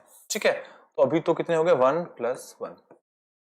एक सबको ये दिख रहे होंगे, ये वाले सबको दिख रहे होंगे। कितने हैं ये? 4 है, लिख दो 4, लिख दो 4। ठीक है, और फिर एक ये भी तो दिख रहे हैं, ये देखो, ये बन रहे हैं। ठीक है, वो भले टेढ़े हैं लेकिन है सही। तो कितने हैं? टोटल 4 हैं। काउंट करो कितने हैं? 1 + 1 + 4 + 4 10। कितने स्क्वायर? 10। ठीक है, तो कुछ नहीं करना है। ऐसे क्वेश्चन जब भी आए तो पहले बड़ा वाला स्क्वायर देखो, फिर उसके अंदर कितनी चीजें हैं वो देखो। ठीक है, तो जनरली स्क्वायर वाले में जब भी क्वेश्चन आए ना तो 5 का मल्टीपल ही आंसर मिलेगा। जनरली ऐसा होता है, मैं जनरलाइज नहीं कर रहा इस चीज को, ऐसा नहीं कर, हमेशा होगा। बट अगर टाइम बहुत कम बचा है, तुक्का मारना है, तो 5 का कोई मल्टीपल होगा उस पर मार देना। ठीक है, 5 का मल्टीपल 10 था, हालांकि अभी तो तुक्का नहीं मारा, टाइम था, हमने काउंट किया। ठीक है, हाँ 21st क्वेश्चन प्रोबेबिलिटी का है, जो हम 8th क्लास में पढ़ के आए हैं। और नहीं पढ़ के आए तो थोड़ा सा इंट्रो देख लेते हैं। प्रोबेबिलिटी के अंदर होता क्या है? क्या होता है प्रोबेबिलिटी के अंदर? Desired outcome upon total outcome. क्या है ये? मतलब अगर मुझे एक सिक्का उछाल रहा हूं मैं, उसके ऊपर हेड भी आ सकता है और टेल भी आ सकता है, बट मैं पर्टिकुलर बात करूं कि मुझे तो हेड ही चाहिए। ठीक है, हाँ तो अब ये देखना, अब क्वेश्चन क्या कह रहा है? एक डाइस है, उसको उछालते हैं। डाई पे कितने नंबर होते हैं? 6 नंबर होते हैं, 1 2 3 4 5 6। कुछ इवन होते हैं, कुछ ऑड होते हैं। इवन कौन से होते हैं? 2 4 5 6। ऑड कौन से होते हैं? 1 3 5। अगर वो नंबर ऑड है, पहले तो इवन की बात करते हैं। अगर नंबर इवन आया, इवन कौन से? 2 4 6। अगर इनमें से कोई नंबर आता है, अगर 2 4 6 में से कोई नंबर आता है, तो हम कहेंगे भैया हम एक बार कॉइन को उछालेंगे। अच्छी बात है, कोई दिक्कत नहीं है। 2 4 6 आया, हमने एक बार कॉइन उछाला और हेड और टोल जो भी आया हमने लिख लिया। लेकिन जब अगर ऑड नंबर आ गया 1 3 5 में से, हम फिर सिक्के को 2 बार उछालेंगे, एक बार नहीं 2 बार उछालेंगे। ठीक है, तो क्वेश्चन क्या कह रहा है यार? क्या प्रोबेबिलिटी है कि 2 हेड है? आप जो भी गेम खेले उसके अंदर 2 हेड है। क्या प्रोबेबिलिटी है कि उसके अंदर एटलीस्ट एक हेड है? और भी कुछ एक क्वेश्चन है। तो पहले हमको सबसे इंपॉर्टेंट क्या हो जाता है? टोटल आउटकम निकालना। क्या? टोटल आउटकम निकालना। पहले टोटल आउटकम निकाल लेते हैं। कैसे निकालेंगे? तो देखना, डाइस है 1 2 3 4 5 6 नंबर होते हैं। तो पहले अगर इवन आ गया, जो हमारा 2 4 6, कितने होते हैं टोटल इवन नंबर डाइस पे? 3 होते हैं। तो क्या लिखेंगे? हेड। तो एक बार टॉस होगा, और एक बार टॉस होने में क्या प्रोबेबिलिटी है? हेड भी आ सकता है और टेल भी आ सकता है।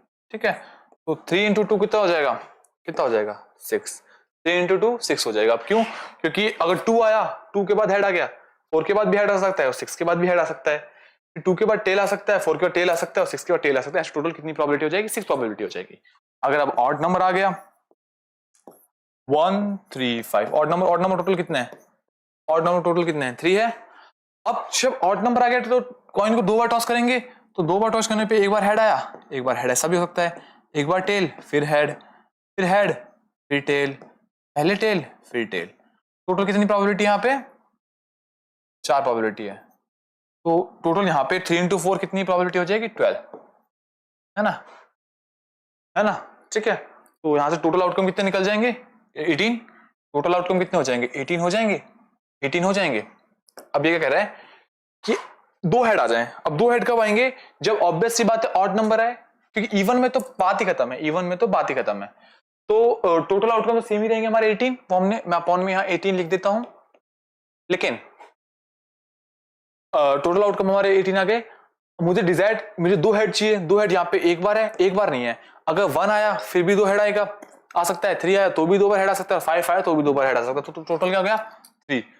डिजायर्ड आउटकम टोटल कितने हो गए? डिजायर्ड आउटकम 3/18 क्या हो जाएगा? 1/6। ठीक है, उम्मीद करता हूं थोड़ा हार्ड लगा होगा, क्योंकि 9th क्लास के लेवल के हिसाब से बहुत डिफिकल्ट हो जाता है क्वेश्चन, लेकिन ज्यादा दिमाग लगाने की जरूरत नहीं है। देखो 1 पे भी 2 बार हेड आएगा, 3 पे भी 2 बार हेड आएगा और 5 पे भी 2 बार हेड आएगा। तो टोटल डिजायर्ड आउटकम वहां पे कितने हो गए? 3 हो गए। ठीक है, चाहता तो मैं लिख देता, लेकिन थोड़ा दिमाग लगाओ। अब क्यू पढ़ने से पहले हम आर पढ़ते हैं। Probability that a die shows an even number and a coin shows exactly 2 heads। अब इवन नंबर आया और 2 हेड आ जाए उसके बाद, लेकिन आपने तो कहा था इवन नंबर आने पे हम एक बार टॉस करेंगे, 2 बार हेड कैसे दिख रहा है? तो इसकी प्रोबेबिलिटी तो है ही नहीं, ये झूठ बात है। और जब झूठ बात है तो प्रोबेबिलिटी क्या हो जाएगी? 0।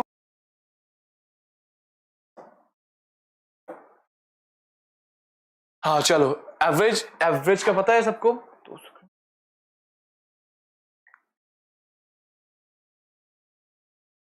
हाँ चलो, एवरेज का सबको पता है। एवरेज क्या होता है? एवरेज मतलब जो भी है हमारे पास डेटा, उनको ऐड करके नंबर ऑफ टर्म से डिवाइड कर देते हैं। Average age of 6 sons of a family is 8 years। तो ABCDEF मतलब 6 बच्चे हैं, उनका एवरेज सम क्या है? अपॉन में क्या करेंगे हम? 6 बच्चों का अपॉन में 6 करेंगे। क्या है सम? 8 है एवरेज एज। तो A plus B plus C plus D plus E plus F क्या हो जाएगा? 48 हो जाएगा। तो उन 6 के 6 बच्चों का एज का सम कितना हो जाएगा? 48 हो जाएगा, क्योंकि एवरेज सम उनका 8 था। तो एवरेज हम ऐसे लिखते हैं, टोटल जो भी है सम अपॉन में वो नंबर ऑफ टर्म्स डिवाइड करते हैं। ठीक है, average age of the sons together with their parents is 22 years। ठीक है, मतलब आप A to F को बार बार तो ऐसा लिखेंगे नहीं हम ना, इसको K मान लेते हैं, इसको हम K मान लेते हैं। अब ये जो K है, ठीक है, अब जो ये K है, अब मैंने ABCD क्यों लिखा? उनकी एज है, बच्चों की ये एज है, बच्चों की ये एज है। ठीक है, अब उनके पेरेंट्स को भी अगर ऐड कर दिया जाए, अगर उनके पेरेंट्स को भी ऐड कर दिया जाए, पेरेंट्स को हम PQ मान लेते हैं, मम्मी को P, पापा को Q। ठीक है, पापा को P, मम्मी को Q मान लेते हैं। ठीक है, तो क्या हो जाएगा? 22 हो जाएगी उनकी एवरेज एज। तो उनकी एज में पापा की एज प्लस मम्मी की एज, तो अब लोग कितने हो जाएंगे टोटल? पहले 6 थे, अब 8 हो गए, और एवरेज एज क्या हो गई? 22 हो गई। एवरेज एज क्या हो गई? 22। तो K plus P plus Q क्या हो गया?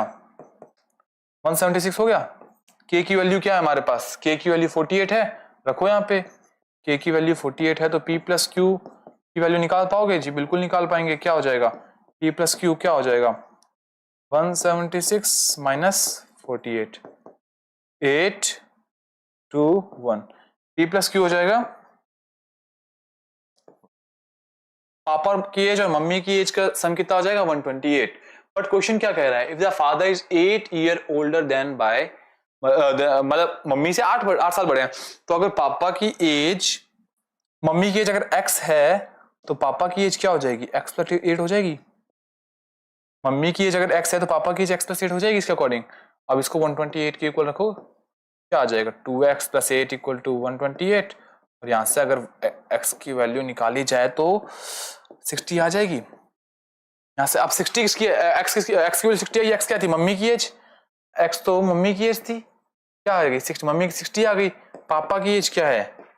x प्लस 8, तो 60 प्लस 8 क्या हो जाएगा? 68। ठीक है, 68 हो गया। 68 हो गया। क्वेश्चन में क्या पूछा है? 60 पापा की पूछा है, तो मम्मी की पूछा, मम्मी की एज कितनी है? 60 है। 60, मम्मी की एज 60, ये लो। मतलब दो ऑप्शन दिए हैं कि पहले का आंसर ये, दूसरे का ऑप्शन ये है, तो हम तो ऑप्शन से ही एलिमिनेट कर लेंगे फर्स्ट का थर्ड। लेकिन बात ऐसी है कि अगर ये ओलंपियाड का क्वेश्चन है तो हम तो करेंगे इस वीडियो के अंदर, लेकिन हमको आंसर पता चल गया। क्यों? क्योंकि 60 आंसर आ गया, हमारे पहले का 60 आंसर एक में ही है। ठीक है, अब दूसरा क्वेश्चन समझते हैं। मैं उम्मीद करता हूँ रेशियो सबको आते होंगे, रेशियो वाले क्वेश्चन सॉल्व, रेशियो वाले क्वेश्चन सॉल्व करना सबको आता होगा। If the average age of 3 girls is 18 years, मतलब 3 लड़कियां हैं, उनकी एवरेज एज क्या है? 13 years, and the ages are in the ratio 2, 3, 4। मतलब जब भी रेशियो आ जाए 2, 3, 4, जैसे A, B, C, ये 2, 3, 4 के रेशियो में। ठीक है, तो A की हम एज को मान लेते हैं 2x। तो सर आप डायरेक्ट क्यों बता रहे हो? डायरेक्ट इसलिए बता रहा हूँ क्योंकि 7th में पढ़ते हैं, फिर 8th में पढ़ते हैं, और फिर 9th में पढ़ रहे हैं, और ओलंपियाड के लिए पढ़ रहे हो, तो ऑब्वियस सी बात है मैं नहीं बता पाऊंगा ना। अगर फिर बता रहा हूं तो फिर ओलंपियाड का लेवल का दिमाग ही नहीं है, फिर तैयारी करनी है ना। तो 2x, ये क्या हो जाएगा? 3x प्लस 4 है। इनका एवरेज क्या है? एवरेज कैसे निकालेंगे? अपॉन में 3 कर देंगे, अपॉन में 3 कर देंगे। 18 है, 18 इनका एवरेज है। ठीक है, 3 उधर मल्टीप्लाई हो जाएगा, ये ऐड हो जाएगा, ऐड हो क्या बनेगा? 9x, 18 into 3, 9x equal to 54। x की वैल्यू क्या हो गई? 54/9। x की वैल्यू क्या आ गई? 6। और पूछा क्या था? Find the age of the oldest girl. Oldest girl obviously है, और इसकी एज को हमने 4x कहते हैं, तो 4x है, तो 4x, x की वैल्यू क्या है? 6 आई है, तो 4 इंटू 6 24, 4 इंटू 6 24, तो ऑब्वियसली 60 और 24। ठीक है, पहले का आंसर 60, दूसरे का आंसर 24। ठीक है, चलो अब क्या करना है? स्टेटमेंट है, ट्रू और फॉल्स बताना है। पहला स्टेटमेंट पढ़ो, by selling a watch at 484 incurs a loss of 12%। ठीक है, तो 100 रुपए की चीज है और 12% लॉस पे बेची है, मतलब 100 का 12% कम कितना हो जाएगा? 88 में बेची है। ठीक है, तो कॉस्ट प्राइस बताओ। ठीक है, कॉस्ट प्राइस तो हमारी 100 थी, और ये हमारी क्या? Selling price. हमारे अकॉर्डिंग सेलिंग प्राइस है, मतलब 88 को हमने किसके इक्विवेलेंट किया है? 484 के। अगर 88 हमारा 484 के बराबर है तो 100 किसके बराबर होगा? अभी बताया था, क्रॉस मल्टीप्लाई करते हैं, क्रॉस मल्टीप्लाई करते हैं, क्रॉस मल्टीप्लाई करते हैं, तो 484 इंटू 100 अपॉन 88 कॉस्ट प्राइस निकालने के लिए। ठीक है, फंजा क्या कटेगा? 2 से काटते हैं, एक बार 2 से काटते हैं। 44 2 4 2 22 1 2 1। ठीक है, 2 11 1 5, क्या हो जाएगा? 550 हो गया। तो कॉस्ट प्राइस कितनी आ गई? 550 आ गई। और क्वेश्चन भी तो यही कह रहा है, cost price of software is 50। तो पहला स्टेटमेंट तो सही है भैया, पहला स्टेटमेंट सही है, बिल्कुल सही है। ठीक है, दूसरा क्वेश्चन देखो, the difference between the compound interest and simple interest on a rate of 10%। देखो, सिंपल इंटरेस्ट और कंपाउंड इंटरेस्ट जल्दी से 1 मिनट के अंदर हम समझते हैं। सिंपल इंटरेस्ट ऐसा है कि मानो मेरे पास 100 रुपए है अगले साल, और मैंने 5 साल के लिए ब्याज लिया है, ब्याज पे लिया और 10% के हिसाब से, तो 100 का 10% कितना हो गया? केवल 10। तो हर साल 10-10 रुपए ऐड होते रहेंगे, और 5 साल के बाद टोटल कितने हो जाएंगे? वो 50। तो टोटल कितना हो जाएगा? 100 प्लस 50 150। मुझे 5 साल के बाद कितने रुपए देने होंगे? 150। लेकिन कंपाउंड इंटरेस्ट की कहानी थोड़ी अलग हो जाती है। कैसे अलग हो जाती है यार? वो कहता है कि देखो 100 रुपए है, 10% इंटरेस्ट लगा, तो अगले साल 110 हो जाएगा। अब उस 110 पे 10% लगेगा, उस 100 पे 10% नहीं लगेगा, अब 110 पे 10% निकलेगा। तो ऑब्वियसली बात है 100 का 10% और 110 के 10% में फर्क होगा, और 110 का 10% ऑब्वियसली ज्यादा होगा।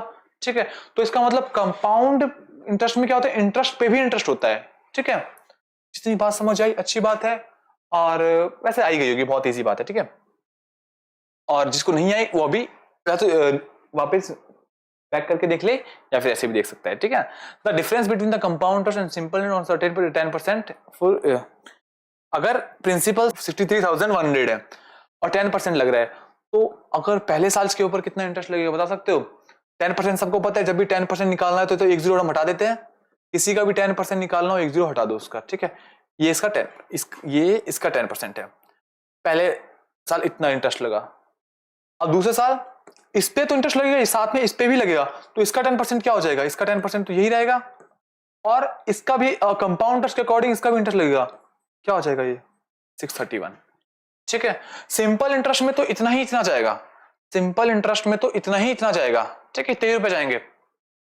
लेकिन कंपाउंड इंटरेस्ट के अंदर इंटरेस्ट के ऊपर भी इंटरेस्ट आता है, तो पहले साल के बाद जो दूसरे साल का इंटरेस्ट है ना, तो पहले साल के और दूसरे साल का इंटरेस्ट है, उसके पहले साल वाला इंटरेस्ट पे इंटरेस्ट लगेगा।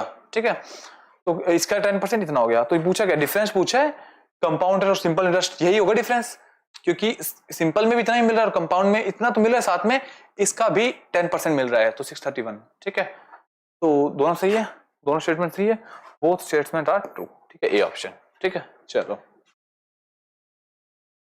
24th क्वेश्चन, बहुत इंपॉर्टेंट क्वेश्चन है, थोड़ा हार्ड हो जाता है क्योंकि विजुअलाइजेशन करना पड़ेगा इसके अंदर, बहुत मुश्किल है इसका विजुअलाइजेशन। ठीक है, एक सेमी सर्कुलर शीट है, ठीक है, ऐसा कुछ होगी सेमी सर्कुलर शीट। ठीक है, इसको हमने काट के क्या बनाया, एक मोड़ काट के नहीं, मोड़ तोड़ के एक कोन बना दिया। क्या बना दिया, एक कोन बना दिया। ठीक है, और कोन की हाइट कितनी दे रखी है, 8.65 सेंटीमीटर, 8.65 सेंटीमीटर। ठीक है, चलो, और क्या पूछा है, ये डायमीटर पूछा है, ये डायमीटर। ठीक है, ये डायमीटर पूछा है,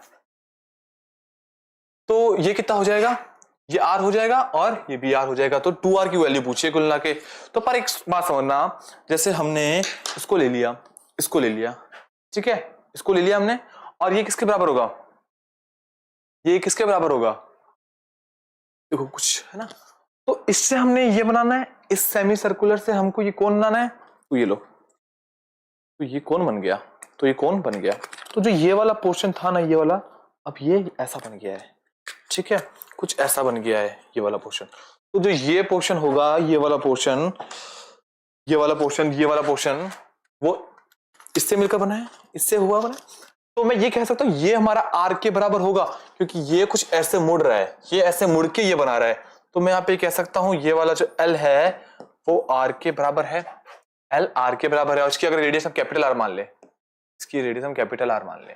ठीक है, तो और ये वाला समझना, ये जो पोर्शन, ये कहां गया, ये वाला पोर्शन, ये वाला पोर्शन, ये वाला पोर्शन से ना नीचे वाला सर्कल बना है, गौर से देखो, ये जो पोर्शन है इससे ये नीचे वाला सर्कल बना है। ठीक है, इस पोर्शन से नीचे वाला सर्कल बना है। ठीक है, तो इसकी अभी वैल्यू बता सकता है कोई, इसकी वैल्यू क्या होगी, कंप्लीट सर्कल होता है तो 2 पाई और होती है सर्कमफेरेंस, लेकिन हाफ सर्कल है, इसको वाला पोर्शन बना लेते हुए, तो ये इसकी कितनी हो जाएगी, 2 पाई आर अपॉन 2 पाई आर, और ये किसके बराबर है, इसके बराबर है, इसका सर्कमफेरेंस क्या है, 2 पाई आर, 2 पाई आर है, ये हमारा पाई आर है, ये वाला पोर्शन, और इसी पोर्शन से सर्कल बना है। अभी देख लो, ये वाला पोर्शन है और इससे ये बन गया सर्कल। ठीक है, पाई से पाई गया, आर क्या किसके बराबर आ गया, 2r के बराबर आ गया, आर किसके बराबर आ गया, 2r के बराबर आ गया। तो मैं यहां पे कह सकता हूं, इस r की जगह मैं लिख सकता हूं l equal to 2r, l equal to 2r कह सकता हूं मैं, r की जगह 2r आ गया। ठीक है, अब एक फॉर्मूला बताऊंगा मैं, अब फॉर्मूला है या कुछ भी आप कह लो, जैसे ये क्या है, राइट ट्रायंगल बन रहा है, हालांकि इसका सीधा फॉर्मूला होता है, अगर आप 10th में जाएंगे तो एक सीधा फॉर्मूला होता है, L square equal to R square plus H square, एक सीधा बहुत सीधा फॉर्मूला होता है। ठीक है, आर इसका भी कैपिटल ले लेते हैं अपने भी, स्लैंट हाइट पाइथागोरस की तरह वर्क करती है, और ये हाइट परपेंडिकुलर की तरह, रेडियस बेस की तरह, तो L square equal to R square plus H square. L की क्या वैल्यू है, 2r का स्क्वायर है, 2r का whole square, R square plus H square, ये क्या हो जाएगा 4r स्क्वायर, एच स्क्वायर किसके बराबर हो जाएगा, 4r square minus are square के बराबर हो जाएगा, 3r स्क्वायर आ गया, H square equal to 3r square, H equal to यहां से क्या कह सकता हूं मैं, लेकिन एच के में वैल्यू दी हुई है, एच के में वैल्यू दी हुई है। ठीक है, तो 8.65 का square equal to 3r square. ठीक है, दोनों साइड रूट लगा दोगे तो क्या आ जाएगा, 8.65 इक्वल टू में √3r, r की क्या वैल्यू आ गई, 8.65 अपॉन √3, तो 8.65 अपॉन रूट 3 कितना हो जाएगा, लगाओ एस्टिमेशन। 8.65 अपॉन में 1.73 लगभग करोगे कितना आ जाएगा, 5 के अप्रोक्स आ जाएगा लगभग। ये 5 ही बना रहा है, ये 5 नहीं बनाएगा क्योंकि एग्जैक्ट नहीं है ना, ये 2 है। क्या बनाएगा, 4.99 बनाएगा। लेकिन किसकी वैल्यू है ये, हमें पूछी तो इस 2r की वैल्यू है ना, इस 2r की वैल्यू पूछी हमसे तो 2r की वैल्यू पूछी है। और ये क्या स्मॉल r किसके बराबर होता है, किसके बराबर है, स्मॉल r। अभी हमने निकाला कैपिटल 2r के, तो ये 4r, कुल मिलाकर हम 4r की वैल्यू बतानी है। और r की वैल्यू क्या है, r की वैल्यू 4.99 है, 4.99। तो यहां से सॉल्व करो क्या आ जाएगा, 19.96 के करीब आएगा, लेकिन हम अप्रोक्सीमेट ले लेते हैं 9.98 सेंटीमीटर, 9.98 सेंटीमीटर, ठीक है, 9.98 सेंटीमीटर, ठीक है। चलो अभी भी दो ऑप्शन है, दो तो एलिमिनेट हो गए, एक ये एलिमिनेट हो गया और एक ये एलिमिनेट हो गया, ठीक है। जिसको नहीं समझ आया वापस देखेगा, ठीक है, चीजें आराम से क्लियर होंगी, क्योंकि ये समझना जरूरी है कि जो ये वाला पोर्शन है वो इसके बराबर है और जो ये पोर्शन है वो इसके बराबर है। ये चीज जो समझ जाएगा उसका क्वेश्चन हो जाएगा इजीली, ठीक है ना। फिर हमने दो फॉर्मूले यूज किए, एक तो नॉर्मल सर्कमफेरेंस वाला और एक स्लैंट हेड वाला, ठीक है।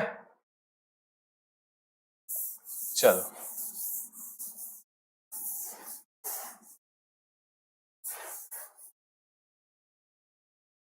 हाँ, the volume of a sphere, जब भी आ जाए, चलो दो ऑप्शन तो एलिमिनेट हो चुके हमारे। The volume of a sphere is equal to dash the volume of a cylinder. कुछ ऐसा पूछा है, volume of sphere is equal to dash of a volume of cylinder, dash of volume of cylinder. यहां पे क्या आएगा, मतलब volume of cylinder कितना आएगा, ठीक है ना। मतलब ये तुलना के वॉल्यूम ऑफ स्फीयर और वॉल्यूम ऑफ सिलेंडर में क्या रिलेशन है ये पूछा है, ठीक है ना। कुछ दिया भी होगा इसके बारे में, फिर क्या दिया है देखते हैं। चलो कोई नहीं, अब बना लेते हैं वॉल्यूम स्फीयर, बना लेते हैं स्फीयर, कुछ ऐसा होगा। और सिलेंडर है, सिलेंडर हालांकि इसमें बन तो नहीं पाएगा, लेकिन तो बनाने का ट्राई बन रहा है। और सिलेंडर कुछ ऐसा होगा, ठीक है। क्या पूछा है, वॉल्यूम ऑफ सिलेंडर है सेम हाइट एंड डायमीटर, मतलब डायमीटर किसी का भी h इक्वल टू डी है, इसका h d के बराबर है, और d किसके बराबर होता है, डबल ऑफ रेडियस के बराबर होता है, ठीक है। और इसके बारे में क्या दे रखा है, रेडियस ऑफ स्फीयर और रेडियस ऑफ सिलेंडर इक्वल है, तो अगर इसका रेडियस r है तो इसका भी रेडियस r ही होगा, ठीक है। तो इन दोनों का, इसका रेडियस r है तो इसका भी r ही है, ठीक है। चलो हाइट इसकी 2r है, रेडियस r है, ठीक है। अब वॉल्यूम ऑफ स्फीयर का क्या फॉर्मूला होता है, यहां पे रख के देखते हैं वैल्यू, अगर यहां पे k लिख देते हैं। वॉल्यूम ऑफ स्फीयर क्या होता है, 4/3 पाई आर क्यूब। के रखते हैं, के ऑफ को क्या करते हैं, मल्टीप्लाई। वॉल्यूम ऑफ सिलेंडर क्या है, volume of cylinder pi R square H होता है, pi R square H, H की वैल्यू क्या है 2r, एच की वैल्यू क्या है 2r है, ठीक है। 4/3 पाई आर क्यूब, ठीक है। चलो 4/3 पाई आर क्यूब को ऐसे रहने देते हैं। अब हम इक्वल टू में के into pi R square 2k pi R cube, 2k pi R cube. R cube से आर क्यूब गया, पाई से पाई गया, ठीक है। 2 से 4 गया, के की वैल्यू क्या आ गई 2/3, के की वैल्यू क्या आ गई 2/3, यहाँ पे 2/3 आ जाएगा, ठीक है। 2/3 आ जाएगा, 2/3 कौन सा है, इन दोनों में से ये ऑप्शन एलिमिनेट हो गया। अब क्या बचा, सी वाला ऑप्शन बचा 19.98, ठीक है, 19.98, ठीक है। चलो हाँ, तो the product of two numbers is 720, ठीक है। दो नंबर का प्रोडक्ट 720 है और HCF 12 है, तो दिमाग कुछ लगाना, एक फॉर्मूला, सीधा सा फॉर्मूला होता है, प्रोडक्ट ऑफ टू नंबर कितना है का फॉर्मूला होता है LCM into HCF, LCM into HCF, ठीक है। तो प्रोडक्ट ऑफ टू नंबर क्या दे रखा है 720 दे रखा है, एक एचसीएफ उसका 12 दे रखा है, एलसीएम हम निकाल लेते हैं। अब क्यों निकालते हैं देखने वाली बात है आगे। एलसीएम क्या आ गया 720/12, क्या आ गया 60, एलसीएम क्या आ गया 60।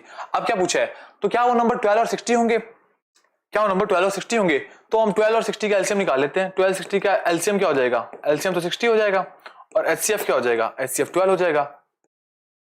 ये तो खुद कर सकते हो, है ना। और according to our data LCM 60 है और एचसीएफ 12 है, इसका मतलब बात सही है। बस इतना सही करना है, ज्यादा दिमाग लगाना, ठीक है।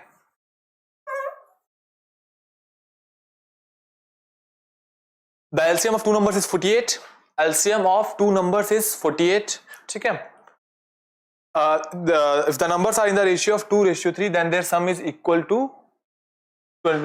50. तो अभी किया था 2:3 में, जब भी क्वेश्चन हो तो 2x और 3x लिखना है उसे। 2x प्लस 3x क्या होता है? 50 के बराबर होता है। 5x की वैल्यू क्या आ गई? 50 आ गई। x की वैल्यू क्या आ गई? 10 आ गई। तो नंबर क्या हो जाएंगे? 20,30 हो जाएंगे। 20,30 हो जाएंगे, ठीक है। इनका एलसीएम क्या आ रहा है? इनका एलसीएम क्या आ रहा है? इनका एलसीएम 48 तो नहीं आएगा, इनका एलसीएम 60 आएगा। इनका एलसीएम 60 आएगा, ठीक है। तो ये तो रॉन्ग हो जाएगा, ये तो रॉन्ग हो जाएगा, ठीक है, ठीक है। चलो, बहुत इजी क्वेश्चन है। Two ropes of length 42 cm and 160 cm are to be cut into pieces of equal length. एक रोप है 42 सेंटीमीटर की है और एक 168 सेंटीमीटर की है, 168 सेंटीमीटर की है। इनको इक्वल लेंथ में कट करना है, इनको इक्वल लेंथ में कट करना है, लेकिन ऐसे 2-2 करके काट दो, इसको 2-2 करके काट दो, 2-2 करके काट दो, बट वो मैक्सिमम लेंथ बतानी है, हाईएस्ट बताना है, हाईएस्ट। ऐसे तो अगर इसको मैं 3-3 करके काटूं तो भी कटेगा, ये भी 3-3 से कट जाएगा पूरा, लेकिन हमको मैक्सिमम बताना है। तो जब भी मैक्सिमम आ जाए तो दिमाग में एचसीएफ आता है, और 42 और 68 का 168 का एचसीएफ क्या होता है? इनका एचसीएफ क्या होता है? 42 ही होता है, ठीक है। तो 42 ईच पीस 42 का होगा जी, बिल्कुल। तो क्या आंसर आ जाएगा?